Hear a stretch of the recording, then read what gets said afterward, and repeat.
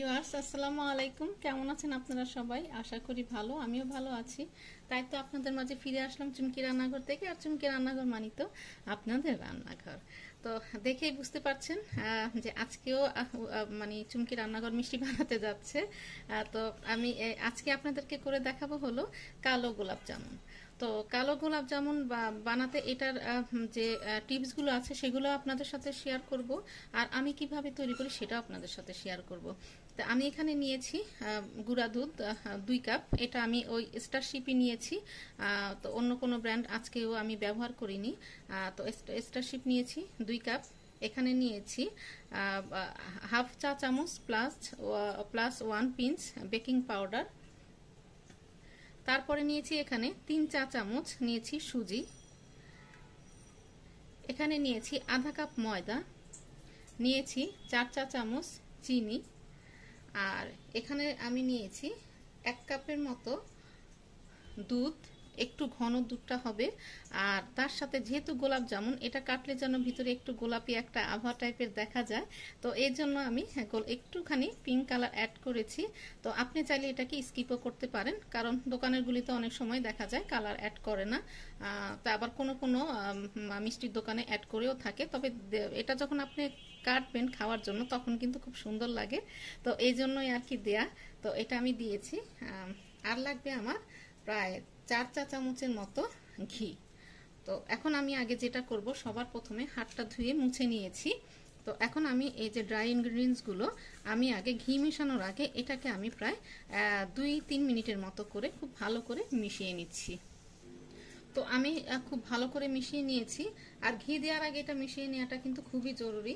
এখন আমি এখানে 4 চা চামচ দিয়ে দিচ্ছি ঘি।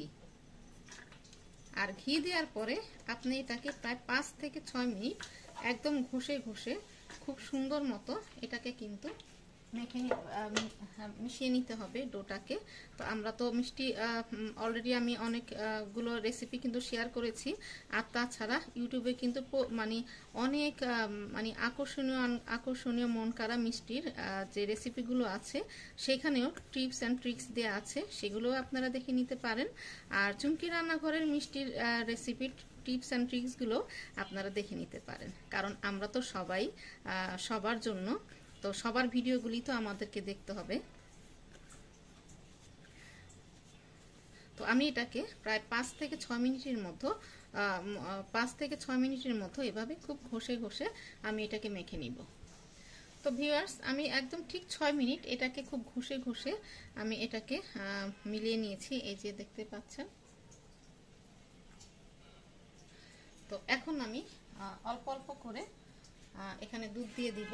দুধ দিয়ে আমি এটাকে একটা স্টিকি ডোর মতো করে নিব। এখন আমি এই ব্র্যান্ডের দুধ নিয়েছি। তো আর দুধ আর ময়দা এমন একটা দেখা যায় যে অনেক সময় আমি 1 কাপ দিয়েছি, হয়তো আরেকটু অন্যান্য ময়দা বা গুঁড়া দুধে হয়তো আরেকটু বেশিও লাগতে পারে। এটা আসলে মানে ঠিক মতো আসলে বলা যায় না, তবে আমার মনে হয় 1 কাপটাই একদম পারফেক্ট। আপনি সব সময় খেয়াল করবেন যে একটা স্টিকি ডো হয়েছে কিনা, কারণ স্টিকি একটা ডো না হলে কিন্তু মিষ্টিটা ভালো হবে না। এটা আমরা সবাই জানি যারা আমরা মিষ্টি রেসিপিগুলো তৈরি করি। তো আমার ডোটা কেমন হয়েছে দেখতেই পাচ্ছেন। তো এই যে, তো এখন 10 মিনিট আমি এটাকে রেখে দিব একটা ঢাকা দিয়ে। তো 10 মিনিট ঢাকা দিয়ে রাখার পরে আমি এই সুযোগে আমি যেটা করব সেটা হচ্ছে আমি শিরাটা করে নিব। তো 10 মিনিট আমি এটাকে ঢেকে রেখে দিব। তো ভিউয়ার্স, আমি এখানে 3 কাপ চিনির মধ্যে আমি 4 কাপ পানি নিয়েছি।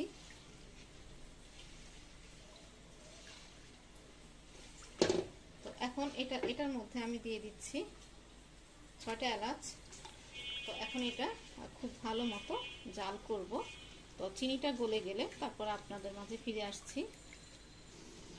তো ভিউয়ার্স দেখতে পাচ্ছেন আমার শিরাটা কিন্তু হয়ে গিয়েছে। আর সরি, আমি 3 কাপের মধ্যে 4 কাপ পানি বলেছি, আমি 3 কাপ চিনির মধ্যে 5 কাপ পানি দিয়েছিলাম।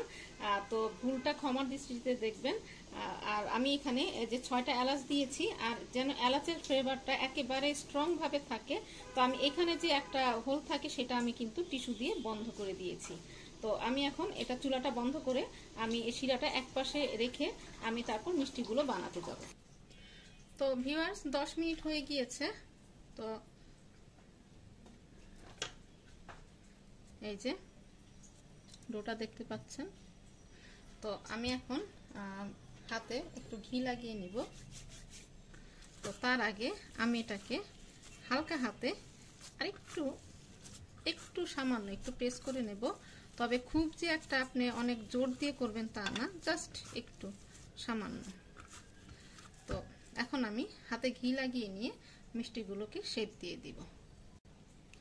তো এখন আমি ডোটা তো আমার হয়ে গিয়েছে, দেখতে পেরেছেন। এখন আপনি এই 2 কাপ দিয়ে কি সাইজের আপনি মিষ্টি করবেন, মানে কতটুকু বড় করবেন কতটুকু ছোট করবেন, তো সেটা আপনার উপরে নির্ভর করছে। তো আমি যতটুকু করব আমি সেইভাবে আগে গোলাগুলো তৈরি করে নিচ্ছি।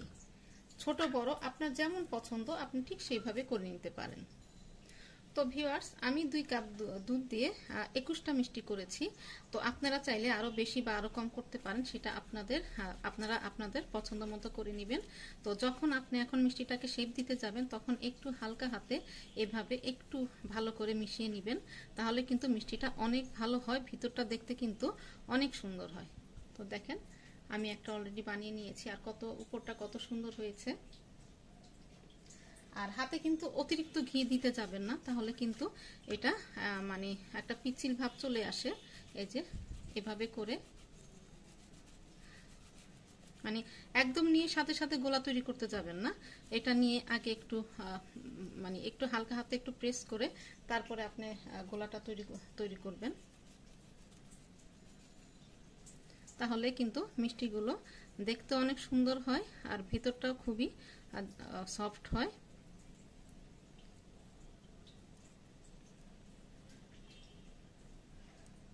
আমি আরো একটা বানিয়ে নিলাম। তো এইভাবে আমি আমার সব মিষ্টিগুলো বানিয়ে নিচ্ছি। আর আরেকটা টিপস আপনাদের সাথে শেয়ার করব আমি, সেটা হচ্ছে আমরা কিন্তু মিষ্টি বানিয়ে যেখানে রাখি সেখানে কিন্তু আমরা একটু তেল বা ঘি যদি মাখিয়ে রাখি, তাহলে কিন্তু আমরা যখন মিষ্টি রাখি তখন এরকম করে যখন আমরা রাখি তখন কিন্তু নিচেরটা একটু ডেবে যায়। তো আপনি যদি একটু ঘি বা তেল দিয়ে এখানে একটু দিয়ে তারপরে মিষ্টিগুলো রাখেন, তাহলে কিন্তু নিচেরটা ডেবে যায় না।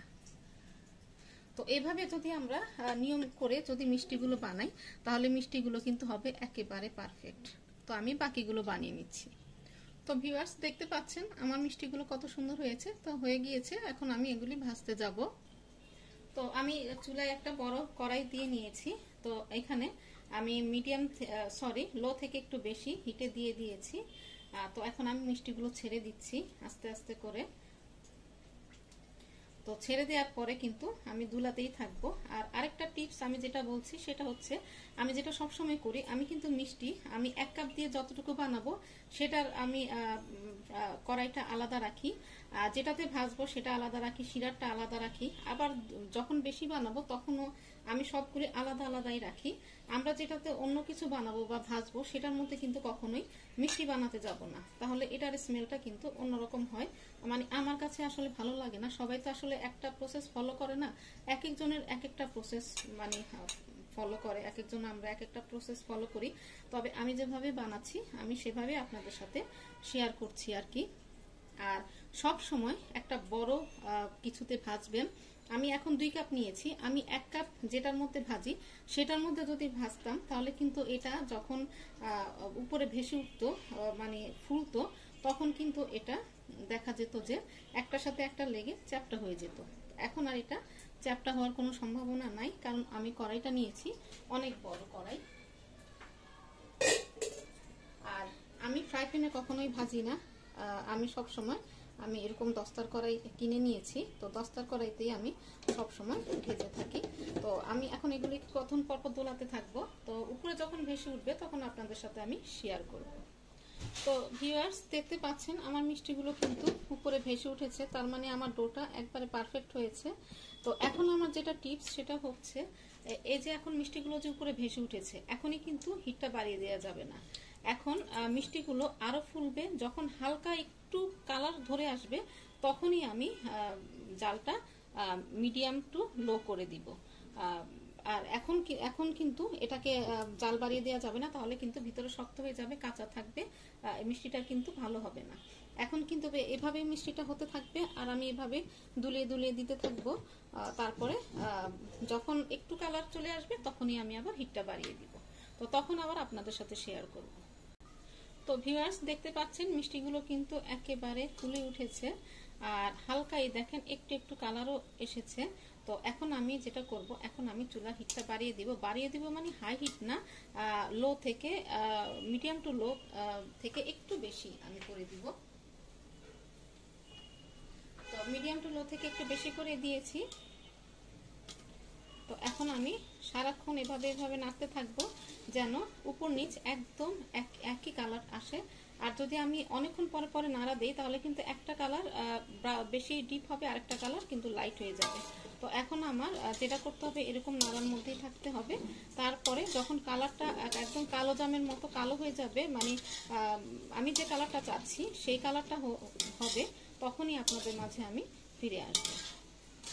তো ভিউয়ার্স দেখতে পাচ্ছেন আমি যে কালার চাচ্ছিলাম সেটা হয়ে গিয়েছে। তো আমি চুলাটা বন্ধ করে দিয়েছি। এখন আমি এটা শিরার মধ্যে ঢেলে দিব। শিরাটা কুসুম গরম না, কুসুম গরম থেকে একটু বেশি। আর এটাকে আমি জাল করব না। যে আগে আমার রেসিপিতে ছিল যেটা আমি ডিম দিয়ে করেছিলাম। তো ডিম ছাড়া মিষ্টি বানাতে গেলে ওটা এমনিতেই সফট থাকে, তো ওটার ফুটাতে হয় না। তো আমি এখন এটা শিরার মধ্যে দিয়ে দেব। তো এই যে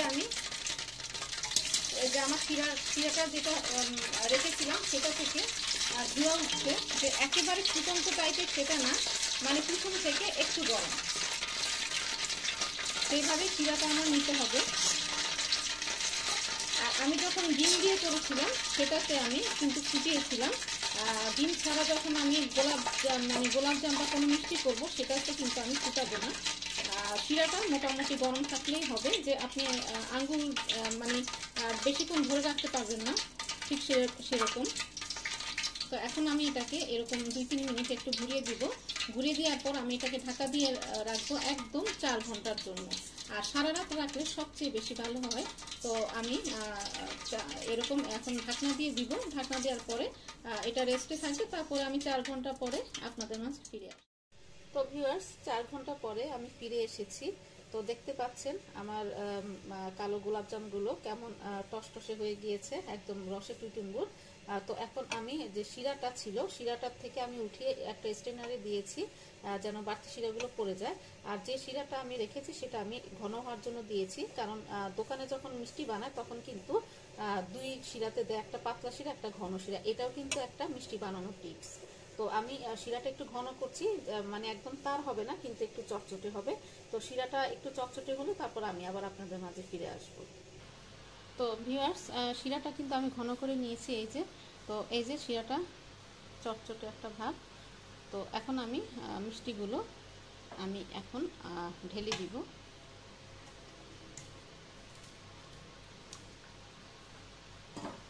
তো ঢেলে দেওয়ার পরে আমি কিন্তু আর কিছু দিয়ে নাড়বো না, কারণ শিরাটা কিন্তু হালকা একদম কুসুম গরম আছে।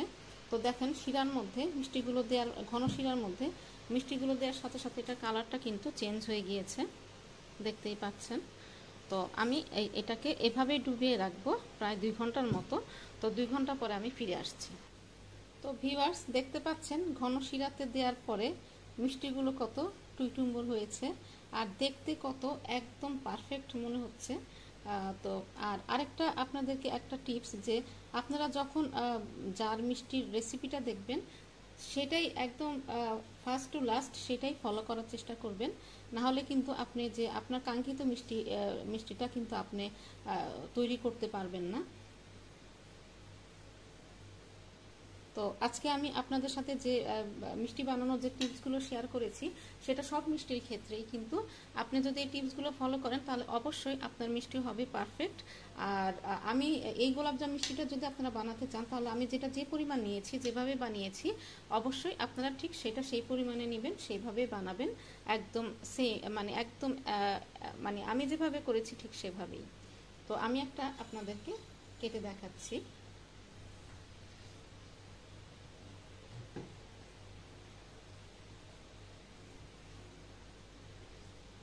তো আমি এখান থেকে একটা মিষ্টি নিয়ে নিচ্ছি। তো নিয়ে আমি এটা আপনাদেরকে কেটে দেখাচ্ছি।